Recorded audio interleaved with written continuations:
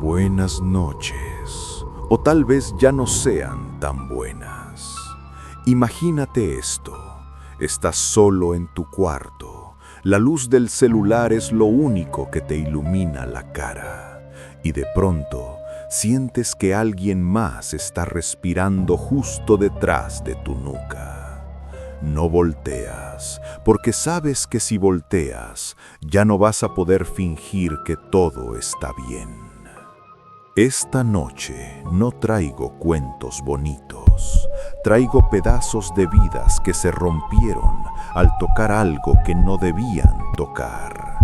Y lo peor es que algunas de esas vidas podrían parecerse mucho a la tuya. Me llamo Santiago y esta noche vamos a entrar juntos a lugares donde la luz nunca llega del todo. Listo, porque una vez que empiece, ya no hay manera de cerrar la puerta.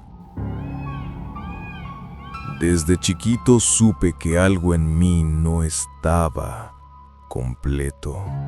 En mi colonia de Ecatepec decían que tenía un don, pero los que cargamos esto sabemos la verdad, no es regalo, es deuda. Todo empezó en unas vacaciones en casa de mi abuela, allá por Pahuatlán, Puebla. Yo tenía apenas 8 años. El aire allá olía diferente, más pesado, como si el tiempo se hubiera quedado atrapado entre los cerros. Me encantaba salir solo, ir por el pan, caminar hasta la cascada pequeña que quedaba como a 20 minutos. Ese día me senté en una piedra lisa, mojada por la neblina, y entonces apareció ella. No la escuché llegar, simplemente estaba ahí, sentada a mi lado, vestido largo, oscuro, pelo negro larguísimo. Me miró con unos ojos que parecían demasiado viejos para su cara. Me puso la mano en el hombro, fría, muy fría, y me dijo casi cantando: «Qué niño tan bonito, tan amable, tan puro. Tienes algo especial, pequeño, un don precioso, no lo desperdicies».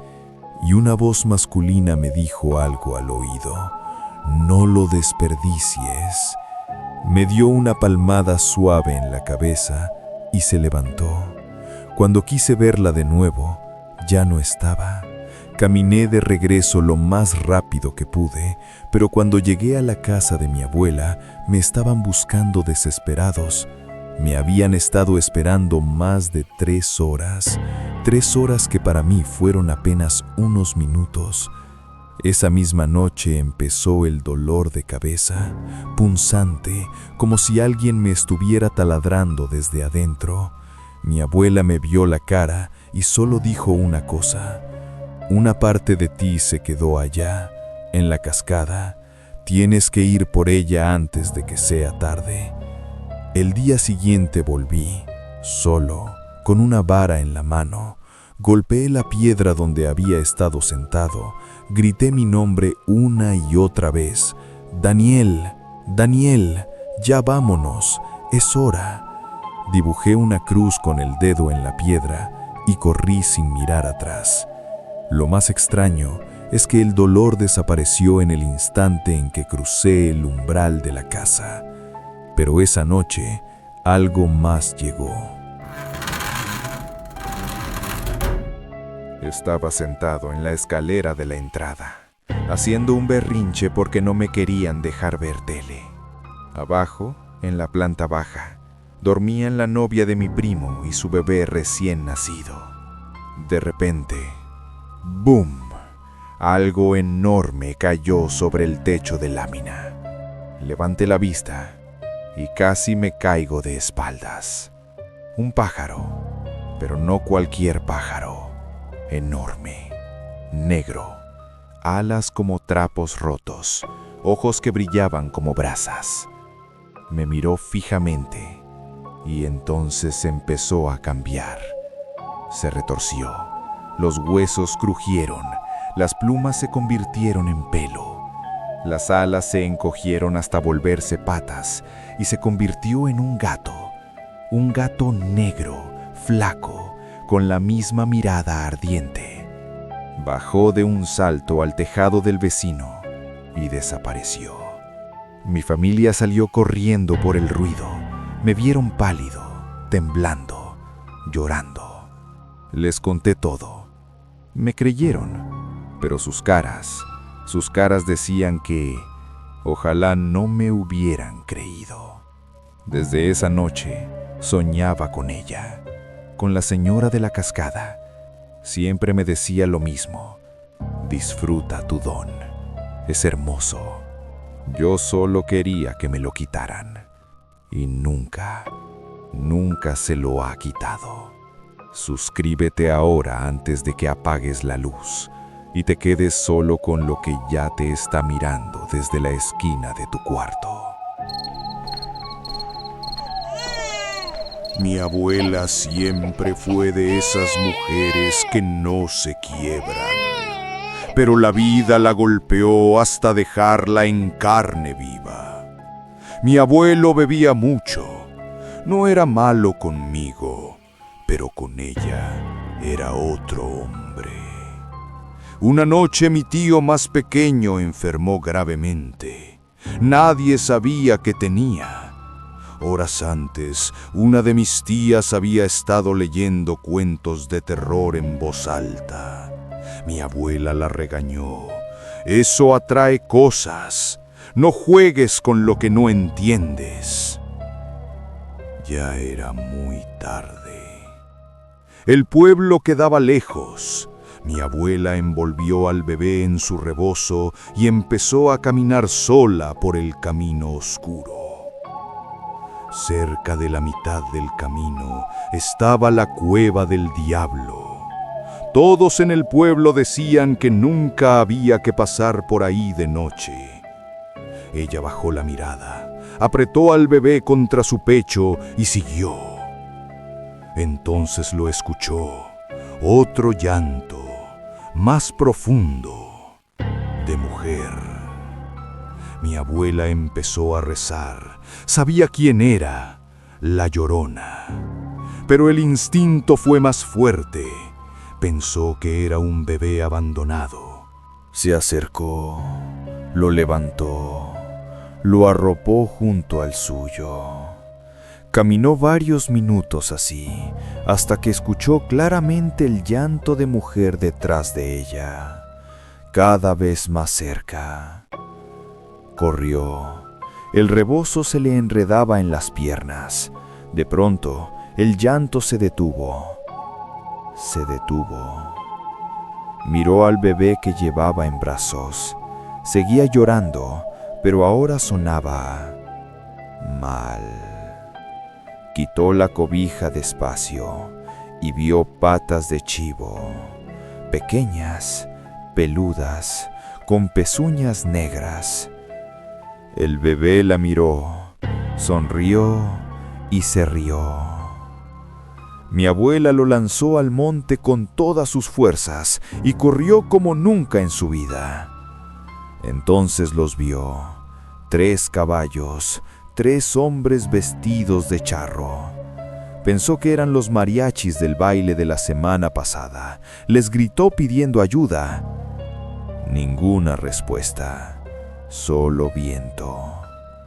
El del centro giró la cabeza, pero no como persona. Giró 180 grados. Los 3 voltearon al mismo tiempo. Sus ojos eran fuego puro. Mi abuela no soltó a su hijo. Corrió más fuerte. Llegó al pueblo casi sin aire. La gente la vio llegar, pálida, temblando. La atendieron. Le dieron hierbas para el susto, agua, oraciones. Ella siempre terminaba esa historia diciendo: nada se iba a llevar a mi hijo. Nada.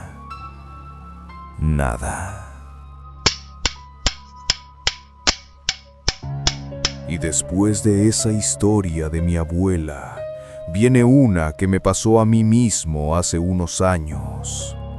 Estaba en un pueblo de Baja California Sur. Tenía 17 años. Una noche cualquiera salí de la prepa. Estuve un rato con los cuates y cuando me di cuenta ya era tarde. Llegué a la casa y me di cuenta de que estaba completamente solo. Mi mamá se había ido a casa de una amiga y no regresaría hasta la madrugada. Me bañé tranquilo, con el agua caliente cayéndome en la espalda, pensando que por fin tenía la casa para mí. Pero luego me entró hambre. Quería hacerme unas quesadillas y me faltaban las tortillas. A unas cuadras había una tiendita que siempre estaba abierta. Eran como las 10 de la noche. Salí. La calle estaba más oscura de lo normal. No había una sola luz prendida en las casas, ni un alma caminando. Llegué a la tienda y estaba cerrada. Di la vuelta y empecé a regresar. Y ahí todo cambió. Empecé a sentir un frío que no era normal, un frío que se metía hasta los huesos. Seguí caminando y entonces lo escuché. Pasos detrás de mí. Volté rápido pensando que era un perro callejero. Nada, la calle vacía, pero el sonido regresó, más cerca. Los perros de toda la cuadra empezaron a ladrar como locos. Ya solo me faltaba una cuadra para llegar a mi casa y el frío se volvió helado, como cuando viene una tormenta fuerte. Empecé a trotar y entonces lo escuché por primera vez. El llanto de la Llorona. No volteé, solo corrí, pero entre más me acercaba a mi casa, más cerca sentía ese llanto, como si me estuviera persiguiendo. Llegué a la puerta, las manos me temblaban tanto que no atinaba con la llave. Las llaves tintineaban caóticamente. Volteaba cada segundo hacia atrás. El llanto ya estaba prácticamente encima de mí. Por fin entró la llave. Abrí, me metí, cerré la puerta de calle y la de seguridad. Me quedé pegado a ella, con el corazón queriendo salirse. Pero el llanto no se detuvo. Seguía ahí, justo del otro lado de la madera. Suscríbete ahora, porque si apagas este video y te quedas solo, ese mismo llanto podría estar esperándote al otro lado de tu puerta.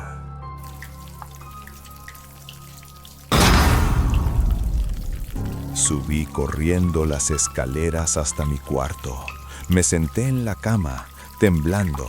Saqué el celular y marqué al primer amigo que se me ocurrió. No contestó. Le marqué a mi novia. Nada. Le marqué a mi papá. Esta vez sí entró la llamada. Escuché su voz por un segundo y luego se empezó a cortar, como si algo estuviera interfiriendo. No entendía nada de lo que me decía y de pronto colgó. Me quedé completamente solo. Apagué todas las luces, me metí bajo las cobijas. Intenté mantenerme despierto, pero el miedo y el cansancio me ganaron. No sé en qué momento me dormí. Al día siguiente, le conté todo a mi mamá. Como era de esperarse, no me creyó. Me dijo que había sido mi imaginación, que estaba cansado, que no volviera a salir tan tarde. Pasaron 2 días. Yo ya casi había convencido a mi cabeza de que todo había sido una pesadilla. Estaba en mi cuarto jugando videojuegos cuando mi mamá entró. Tenía la cara pálida. Me dijo, «Sí te creo». Le pregunté por qué había cambiado de opinión. Entonces me mostró su celular. Era un post en el grupo de la colonia.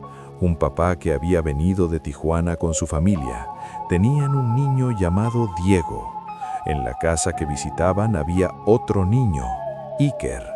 Los niños estaban jugando afuera mientras los grandes platicaban y tomaban. De pronto, alguien preguntó por ellos. ya no estaban. Buscaron por todas partes. Encontraron a Iker en el parque, sentado, cabeza entre las rodillas, llorando, solo. A Diego lo encontraron mucho más lejos, casi en las faldas del cerro, parado, mirando hacia la oscuridad, sin parpadear, sin hablar, completamente ido. Cuando regresaron a la casa y les preguntaron qué había pasado, Diego no dijo ni una palabra. Pero Iker sí. Dijo que todo estaba bien hasta que los perros empezaron a ladrar como locos, que empezó a hacer un viento frío y fuerte, que el polvo de la calle se levantó y no se veía nada. Cuando todo se calmó, Diego ya no estaba. Y yo no pude evitar pensar, ¿qué habría pasado si esa noche me hubiera tardado un poco más en abrir la puerta?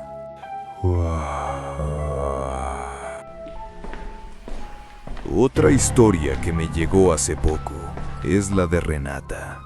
Ella y su familia rentaron una casa grande en Huastepec para celebrar el cumpleaños de su mamá. Llevaron a la perrita de Renata, la Yaya. Todo el primer día fue perfecto: alberca, comida, risas. Pero al día siguiente, el cielo se puso raro. A las 6 de la tarde se nubló de golpe. Empezó a llover como si fuera temporada de huracanes. Luego granizó. Se fue la luz casi 2 horas. Cuando regresó la luz, la perrita empezó a pedir que la sacaran. Renata la dejó salir al patio trasero, donde había una casita del árbol. Por alguna razón, volteó hacia arriba. Y ahí estaba, asomándose por la ventanita de la casita, un niño, como de 5 años. Solo media carita visible. Renata pensó que era su imaginación. Más tarde, casi todos se fueron a dormir. En la sala quedaron sus papás y algunos amigos platicando. Renata estaba en la recámara con su hermana y primos. Su mamá le contó después que su papá había ido al baño y cuando salió caminaba raro, como hipnotizado. Iba directo hacia la terraza. Cuando le preguntaron qué le pasaba, dijo que había visto a su mamá parada ahí, extendiendo los brazos, diciéndole: «Vente conmigo, vámonos ya». Pero su mamá real estaba en el otro lado de la casa. Todos se erizaron, pero trataron de seguir como si nada, hasta que uno de los amigos de la mamá vio a una niña, como de 6 o 7 años, parada atrás de otro amigo, siguiéndolo a todos lados. Todos los que estaban despiertos la vieron. La mamá de Renata le preguntó qué quería.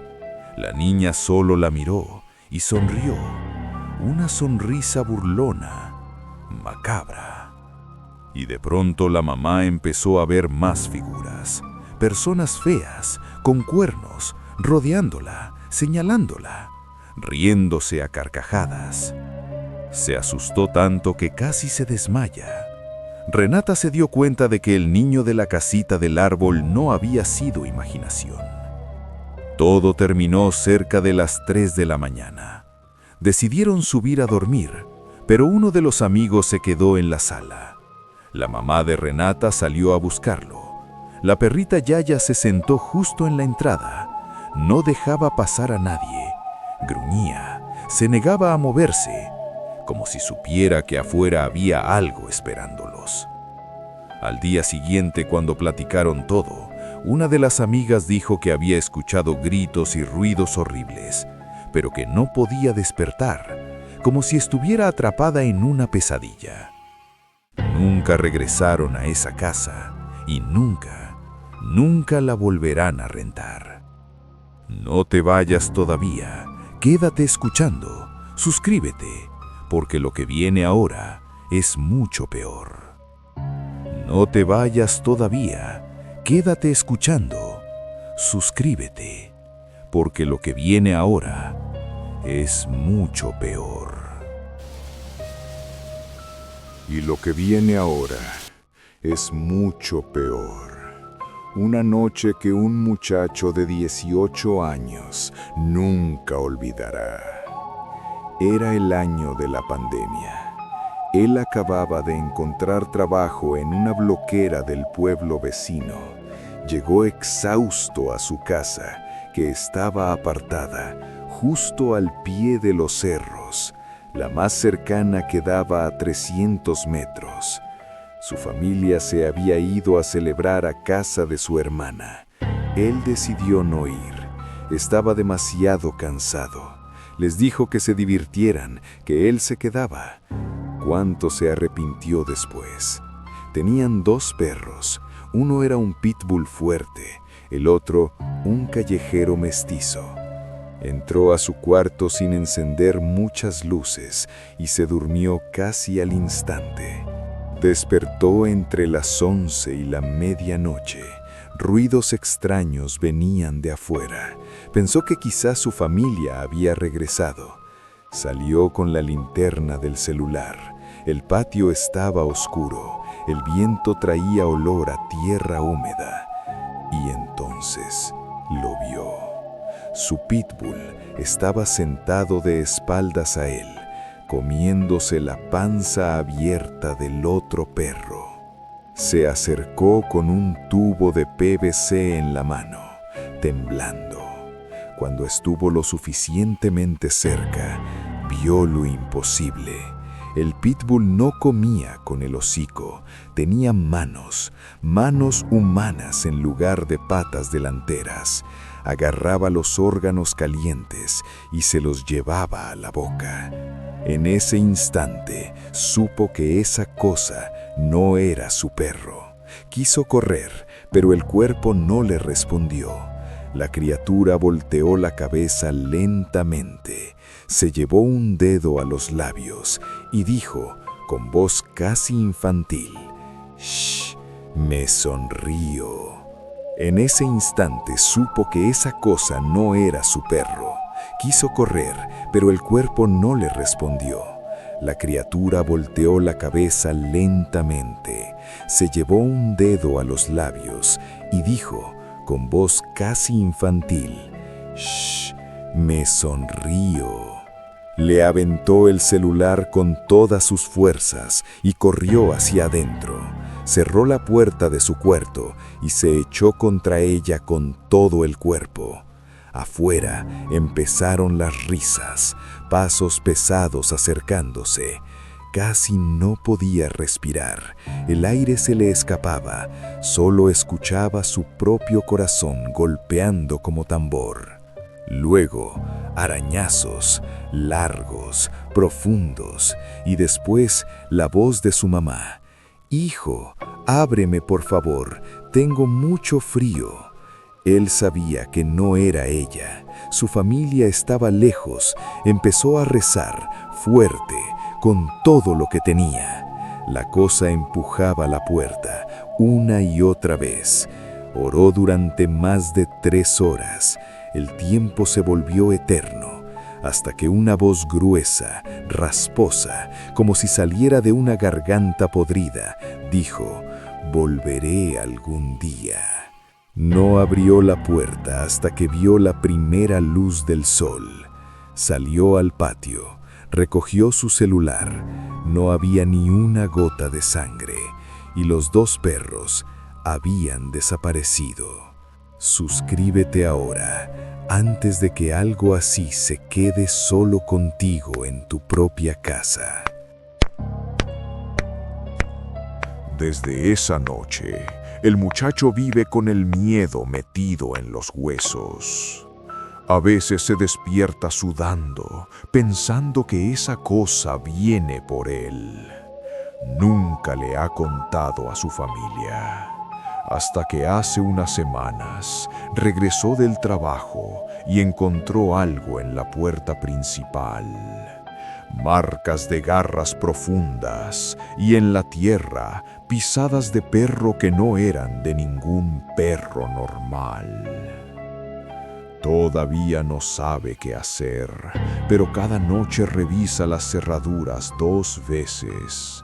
Y cada noche siente que algo lo está esperando afuera.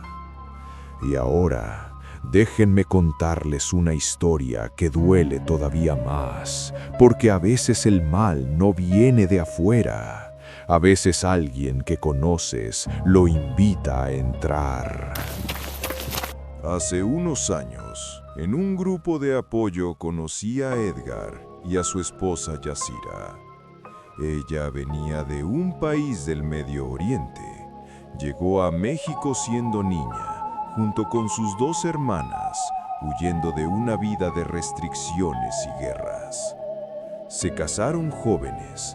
Tuvieron una niña hermosa que llenó la casa de risa. Edgar le ayudó a montar un pequeño salón de danza en su propia casa. Yasira enseñaba danza del Medio Oriente. Todo iba bien al principio, pero pronto empezaron las cosas raras, objetos que desaparecían y aparecían destruidos días después. La televisión mostraba imágenes que nadie había puesto. Las computadoras se apagaban solas y mostraban fotos extrañas. Al principio lo ignoraron, pensaron que eran coincidencias, hasta que un día llamaron del kinder. Su hija se sentía mal, dolor de estómago, deshidratada. Fueron corriendo. El doctor dijo que era algo que había comido, pero días después volvió a pasar. Peor, la niña se desmayó en casa. La llevaron con varios médicos. Nadie encontraba nada. Le hicieron estudios completos, tomografías, análisis de sangre. Todo salía normal. Sin embargo, la niña seguía débil. Apenas podía hablar. Regresaron a casa angustiados.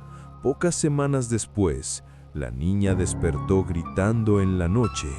Dijo que alguien quería lastimarla, que estaba en su cuarto. La metieron a dormir con ellos, pero las noches siguientes se repitió. Edgar revisaba toda la casa con un machete, ventanas cerradas, calle privada con vigilancia. Nada. La niña ya no quería dormir sola. Decía que la observaban.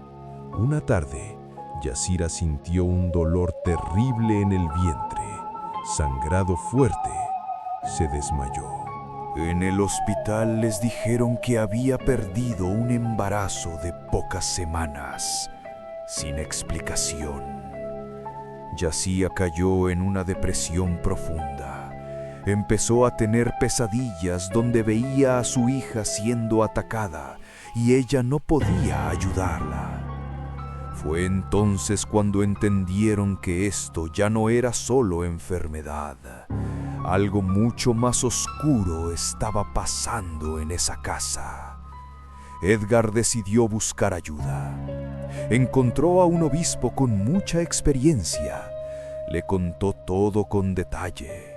El obispo aceptó ir a la casa. Al entrar dijo que el ambiente se sentía pesado, muy pesado.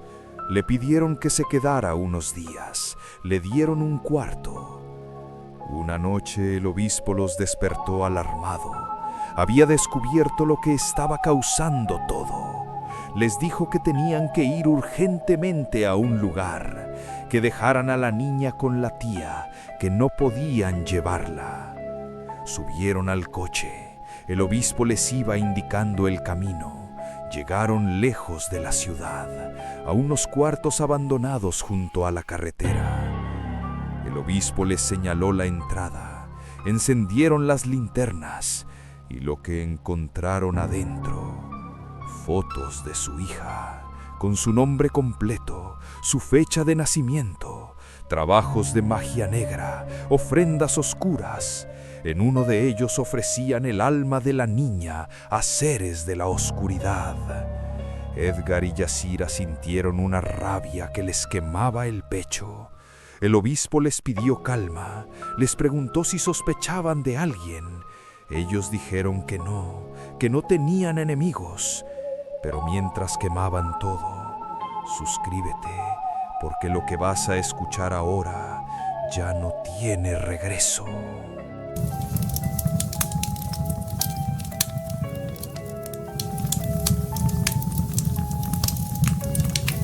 Dentro de esos cuartos olvidados junto a la carretera, el aire se sentía espeso, como si respirara contra ellos. Las linternas iluminaron las fotos clavadas en las paredes húmedas. La cara de la niña sonreía inocente en cada una, pero rodeada de símbolos negros, velas derretidas y nombres escritos con sangre seca. Edgar sintió que el mundo se le venía encima. Aquello no era un juego, era un sacrificio. Ofrecían el alma de su hija a cosas que nunca deberían tener nombre. El obispo les pidió que mantuvieran la calma, pero sus manos temblaban mientras rociaban combustible sobre los trabajos. Prendieron fuego, las llamas subieron altas, devorando papel y tela, pero algunas piezas no se quemaban, quedaban intactas en medio del infierno. El obispo tomó agua bendita y las roció sin dudar. Entonces los gritos comenzaron, chillidos agudos como de animales agonizantes saliendo de las mismas cosas que ardían.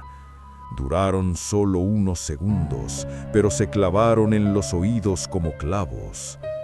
Cuando por fin todo se consumió, salieron de ahí con el alma hecha pedazos. Regresaron a la casa. El obispo bendijo cada rincón, cada puerta, cada ventana, especialmente el cuarto de la niña. Les entregó un crucifijo grande, una botella de agua bendita, un rosario, una veladora. Les dijo que la Biblia debía quedarse siempre abierta y la veladora encendida, que no fallaran en ir a misa.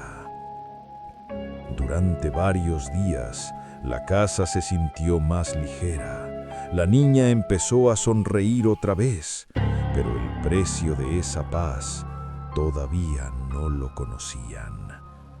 Suscríbete ahora, antes de que lo que quemaron esa noche decida regresar a cobrarse lo que le deben.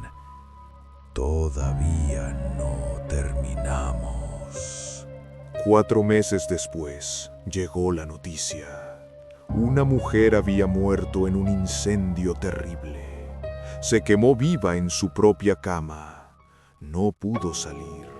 Las llamas la atraparon mientras dormía. Al principio, Edgar y Yasira no le vieron importancia, hasta que alguien mencionó el nombre. Era la expareja de Edgar, aquella mujer con la que había estado antes de conocer a Yasira. La misma que lo dejó cuando él cayó enfermo y perdió el trabajo. La que rechazó su propuesta de matrimonio para irse con alguien que le diera lujos. Años después, cuando Edgar levantó cabeza, ganó dinero y formó su familia, ella quiso regresar. Él le cerró la puerta. Le dijo que ya tenía esposa y que su primera hija venía en camino. Eso la volvió loca de celos. Ella fue quien hizo los trabajos, quien ofreció el alma de la niña a la oscuridad. Porque si ella no podía ser feliz, nadie más lo sería. Edgar sintió rabia pura, pero también un alivio extraño. La misma magia que ella lanzó regresó y la consumió en fuego. Justicia o algo mucho más oscuro. Después de eso, la tranquilidad regresó de verdad. Yasira volvió a quedar embarazada. Tuvieron 2 hijas más. La casa se llenó de risas otra vez. Los 3 tuvieron que ir a terapia en aquel grupo donde nos conocimos, para sanar lo que las palabras no alcanzan a tocar. Pero hay historias que no terminan con fuego ni con bendiciones. Hay historias que se pudren desde adentro. Esta última historia no tiene fantasmas ni brujería, y por eso duele más, porque el verdadero terror a veces usa cara conocida. Hace años trabajé en una empresa que recogía fierros viejos y materiales usados. Yo era peón, cargaba, acomodaba, aguantaba el sol y el polvo. Allá conocí a un hombre al que todos llamaban el Toro. Era enorme, casi 2 metros, 52 años, ojos claros. La calva le avanzaba como si le comiera la cabeza. Tenía licencia para manejar cualquier cosa con ruedas, pero más que su tamaño, era buen compañero, leal. Durante 8 años fuimos inseparables en la ruta. Todo cambió cuando internaron a su papá. El Toro nunca se había ido de la casa de sus padres. Su mamá todavía le preparaba la leche tibia como cuando era niño. Cuando el viejo enfermó, el Toro se volvió raro, callado, mirada perdida. Un mes después, el papá murió. Y luego, la mamá. Dicen que de tristeza o de algo que nadie entendió. El segundo golpe lo destrozó. Empezó a llorar sin motivo en medio del trabajo. Aceleraba como si quisiera estrellarse contra el siguiente poste. Su cabeza se deshacía pedazo por pedazo. Un mediodía, en una papelera que visitábamos siempre, intentó pasarse con una empleada. Lo reportaron, lo regañaron. Él renunció en el acto, gritando, rompiendo todo. Durante 3 meses no supimos nada de él, hasta que llegó la noticia como un balde de agua helada. Su propio hijo había intentado matarlo. Cegado por la avaricia, compró una escopeta. Le disparó. Falló por poco. Un policía del barrio escuchó y entró a tiempo. Padre e hijo terminaron internados en el psiquiátrico. El Toro salió después de un tiempo, pero ya no era el mismo. Flaco, chupado, ojeras profundas, mirada vacía, como si su alma se hubiera quedado atrapada en ese cuarto blanco. La última vez que lo vi, casi no lo reconocí. Y lo que pasó después... Después de que dejé ese trabajo, nunca más supe de él. Los años pasaron y el recuerdo del Toro se fue quedando atrás, como un viejo camión oxidado en el fondo del patio. Hasta que hace 3 meses llegó la noticia. Lo encontraron colgado. En su propia casa, se había quitado la vida una madrugada. Los vecinos contaron que en las últimas semanas tenía una costumbre que helaba la sangre. Se sentaba todas las tardes frente a una secundaria, en una banca del parque de enfrente, solo, mirando a las chiquillas que salían. Al principio nadie decía nada, pero después empezaron los comentarios. Lo señalaban, lo llamaban acosador. Decían que su mirada ya no era de este mundo. Tal vez en uno de esos momentos de claridad que a veces regalan los locos, entendió lo que se había convertido. Entendió que ya no quedaba nada del hombre fuerte que manejaba por las carreteras polvorientas, nada del compañero que te cubría la espalda cuando el jefe gritaba, nada del hijo que nunca se separó de sus padres, y decidió terminarlo. Yo no sé qué pasó por su cabeza esas últimas noches. Solo sé que antes de que todo se derrumbara, el Toro era un buen hombre, un gran chofer, un compañero leal. Alguien que se fue rompiendo pedazo por pedazo hasta que ya no quedó nada que sostener. Y yo no lo voy a recordar así. Lo voy a recordar como era antes, con los ojos claros, con las manos grandes y seguras en el volante, riéndose de mis chistes malos mientras comíamos tortas en la orilla del camino. Porque si lo recuerdo como terminó, entonces el miedo gana, y el miedo siempre gana cuando estamos solos. Audiencia. Esta noche les abrí pedazos de vidas que tocaron lo que nunca debieron tocar. Un don que era maldición, una caminata que casi se lleva a un hijo, un llanto que persigue en la oscuridad, una casa que invitó a cosas con cuernos, una magia negra que regresó en llamas, y un hombre bueno que se rompió sin que nadie pudiera detenerlo. El terror no siempre viene con patas de chivo o ojos de fuego. A veces viene en forma de silencio, de una banca vacía, de una puerta que ya no quieres abrir. Imagínate que esto estuviera pasando en tu casa ahora mismo. Que algo te estuviera mirando desde la esquina mientras escuchas mi voz, que ya sea demasiado tarde para apagar la luz. No te vayas todavía, quédate, suscríbete, porque Él ya sabe que estás escuchando.